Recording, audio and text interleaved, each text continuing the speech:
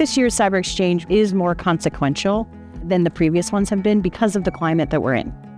Forget about all the disruption, forget about all the transformation. We've never been more desperate for strong leadership. When fear is governing decisions, it will always lock down value, it will always shut down creativity, and it will keep us from leading unapologetically.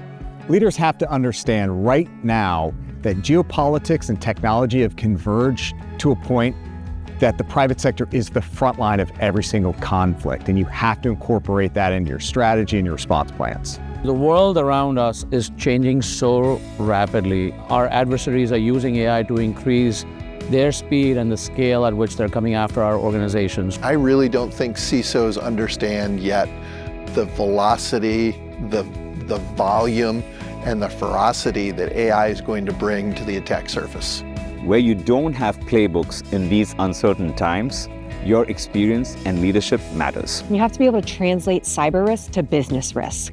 You have to be honest, right? You have to make sure that you're setting those realistic expectations and the fact that absolute security is not necessarily going to be possible. Leadership is about showing up with boldness, showing up with conviction, and showing up with a way that builds trust, particularly when the times are so uncertain. I don't believe that there's crisis leadership.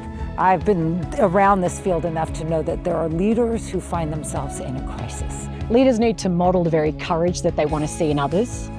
Leaders need to de-risk candor. They need to normalize smart experiments. And they need to celebrate the learning that comes when we have these worthy failures so that people can learn faster, adapt faster, innovate faster, and move forward in a world that's only growing more uncertain and more complex. The one thing I'm seeing that boards aren't fully grasping yet is that cyber is not a tech risk. It is a business risk and it's a resilience risk. You have to be thinking big picture.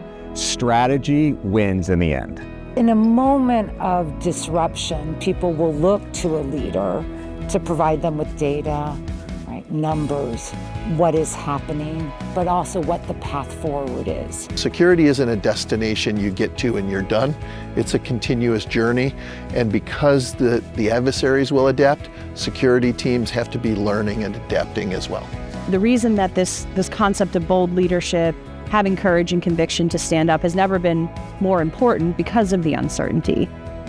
This is our 7th year doing the Cyber Exchange, and I'm just so proud of it. We keep raising the bar for this event.